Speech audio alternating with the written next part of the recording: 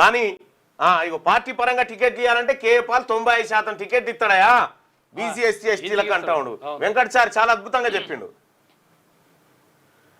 100% రేవంత్ రెడ్డి రెడ్డిలకు మాత్రమే సీఎం, మన బీసీ ప్రజలకు కాదు. అరే మన బిడ్డలకు స్కాలర్షిప్లు ఫీజు రియంబర్స్మెంట్ 6,000 కోట్ల రూపాయలు పెండింగ్ ఉంటే ఒక్క అనా పైస ఇస్తలేడాయా, ఒక్క అనా పైస ఇస్తలేడు. ఈ రకంగా పార్టీ పరంగా టికెట్లు ఇస్తాము ఇంకోటి చేస్తాం అనేటువంటి మోసపూరిత మాటలు ఏవైతే ఉన్నాయో ఈ మోసపూరిత మాటలు నమ్మకండి ప్రజలారా. నేను ముందు నుంచే హెచ్చరిస్తా ఉన్నా. నేను ఇక్కడ ఇదే వేదిక మీద నిలబడి నువ్వు అది తీసుకొస్తే రాజీనామాకు సిద్ధమని చెప్పిన. కేవలం భారతీయ జనతా పార్టీని బీఆర్ఎస్ను బదనాం చేయడానికి వాళ్ళ మీద బట్టగాలు చేయడం. Bharatiya Janata party BRS party సభలో ఏకగ్రీవంగా మద్దతు చేసినాయా లేదా? నీవు ప్రాపర్ ఛానల్ మెయింటైన్ చేయకుండా రాష్ట్రపతిని కలిసే విధానం. లోక్సభలో విపక్ష నాయకుడు ఇండియా కూటమి సభ్యులంతా అక్కడ ధర్నా దగ్గర కూర్చున్నారు. ఒక దేశంలో విపక్ష పార్టీలన్నీ రాష్ట్రపతి అపాయింట్మెంట్ అడిగితే దొరకదా? పెద్ద విషయమే కాదు. పెద్ద విషయమా ఇది? ఎందుకు ఈ మోసం, ఎందుకు ఈ నయవంచన?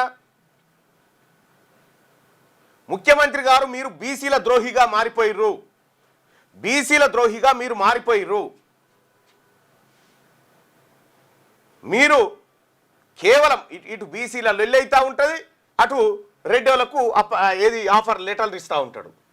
అందుకోసమే మీ 15% మీరు తీసుకోర్రి. రాహుల్ గాంధీ గారు మీరు కూడా చెప్తా ఉన్నారు కదా, జిస్కీ జిట్నీ ఇస్ ఆబాది ఉస్కీ ఉత్నీ భాగీదారి అని చెప్పి చెప్తా ఉన్నారు కదా. అంటే మేమెంతో మాకంత, ఎవరెంతో వాళ్ళకంత, ఎవరెంతో వాళ్ళకంత, వారికి అంత అంత. ఇదే కదా మీ నినాదం. జిస్కీ జిత్ని ఇస్సేదారి ఉస్కీ ఉత్ని భాగీదారి, ఇదే మీ నినాదం కదా. ఎవరెంతో వారికంత. తెలంగాణ రాష్ట్రంలో కులగణన జరిగింది.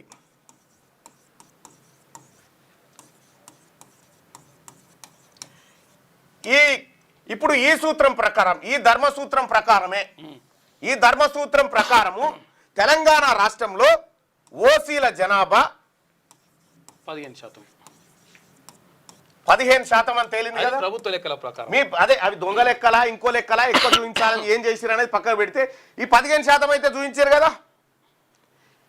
ఎవరికెంతో వారికంతా. మా సంగతి వదిలేరు. ఫస్ట్ మీ ఓసీలది 15% తీసుకోరు కథం. మీ ఓసీలకు 15% తీసుకోరు. 10 మంది మా బీసీ, మా ఎస్సీ, మా మైనార్టీ, మా ఏది ఎస్టీలు మేమందరం చూసుకుంటాం.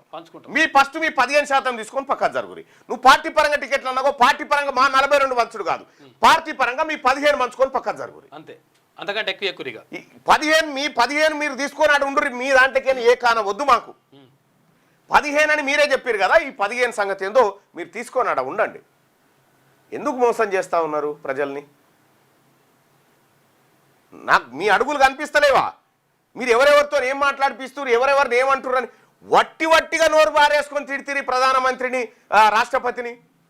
అపాయింట్మెంట్ ఇయ్యగలని గింత కుట్రనా? దీనికి రాష్ట్ర ముఖ్యమంత్రి గారు రేవంత్ రెడ్డి గారు తెలంగాణ రాష్ట్రంలో ఉన్నటువంటి 2.5 కోట్ల మంది బీసీలకు క్షమాపణ చెప్పు. ఎస్, నేను తప్పుడు స్టేట్మెంట్లు చేసినా, నేను 42% రిజర్వేషన్ ఇస్తాన్నాకనే ఎన్నికలకు వస్తా అని చెప్పినా, నువ్వు ఇది లేకుండా ఎన్నికలకు వద్దామనుకుంటున్నా అని చెప్పి ఒకసారి ప్రెస్ మీట్ పెట్టి చెప్పు, జనాన్ని పిలుచుకొని చెప్పు.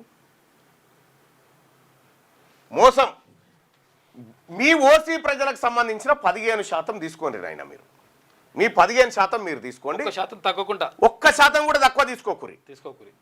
మిగతాది మీ 15 పోతే మా ఎస్సీలం, మా ఎస్టీలం, మా మైనార్టీలం, మా బీసీలం మేము చూసుకుంటాం. మాకు 42 ఇచ్చుడు మీకు కష్టం కాదా? 15 ఇంత కుప్పలకే ఇప్పుడు ఇంత కుప్పు ఉంది, ఇళ్ళకేని 42% తీసుడంటే కష్టం కాదా? 42% కుప్ప తీసి పక్కకు పెట్టుడు. ఇక 15% అంటే ఇట్లా వీకి అవతల మారేయచ్చు.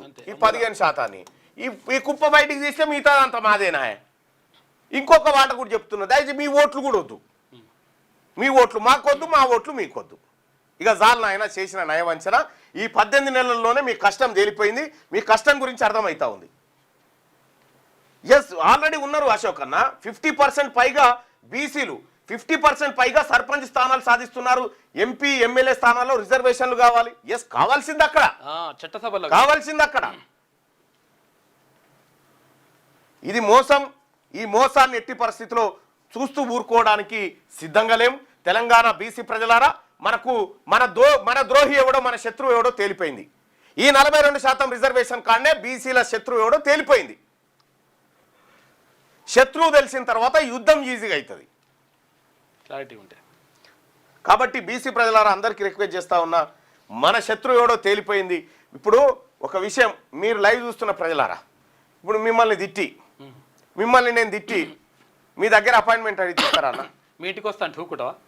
మిమ్మల్ని తిట్టిన తర్వాత నేను మిమ్మల్ని తిట్టింది అనుకో, తిట్టి అన్న మీ అపాయింట్మెంట్ కావాలని లెటర్ పెడితే ఏమంటావు అన్నను? మీరేమంటారు అన్న? కామెంట్ చేయండి అన్న.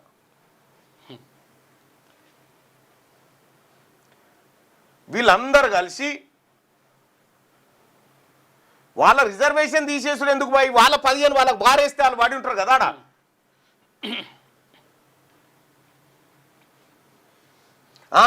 2% మండల కమిషన్లో బీసీలను రిజర్వేషన్ పెరిగితే తగలబడ్డ ఈ రెడ్లు 42% ఇస్తారని ఎలా అనుకుంటున్నారని చెప్పి హనుమయ్య అంటుడు. 100% ఇది కరెక్ట్. స్కాలర్షిప్స్ మంజూరు చేయరు, ఏమీ లేదు. జయశంకర్ సార్ చెప్పినటువంటి యుద్ధం చేయాల్సిందే. జయశంకర్ సార్ చెప్పిన యుద్ధం చేయాల్సిందే, అంతే కదా. నో అంటాం, నీతో నాకేం పని పోరా అంటాం. మరి అటువంటప్పుడు నువ్వు రాష్ట్రపతిని తిట్టి ప్రధానమంత్రిని తిట్టి ఆయన అపార్ట్మెంట్ కావాలని అడుగుతా ఉంటే జనం సేవలో పువ్వు పెడతాను, కాకపోతే ఇంకెందుకు? ఇంకొక పెద్ద బాంబు ఏంటంటే, మళ్ళీ అక్కడ నరేంద్ర మోడీ గారు ఎక్కడ హట్ అవుతారో అని రాహుల్ గాంధీ గారు ఈ ఎలక్షన్ కమిషన్ బాంబు వేల్చిండు. రాహుల్ గాంధీ గారి వార్త పూర్తి స్థాయిలో కవర్ కాకుండా ఈయన ప్రెస్ మీట్ పెట్టిండు. మళ్ళా ఇలా పేపర్లు అన్నీ చూడు. అంతే. వీళ్ళని రాజకీయంగా పేరు వెనకాల తోక కనిపిస్తే దాన్ని కోటేయకూడదు ఎట్టి పరిస్థితిలో.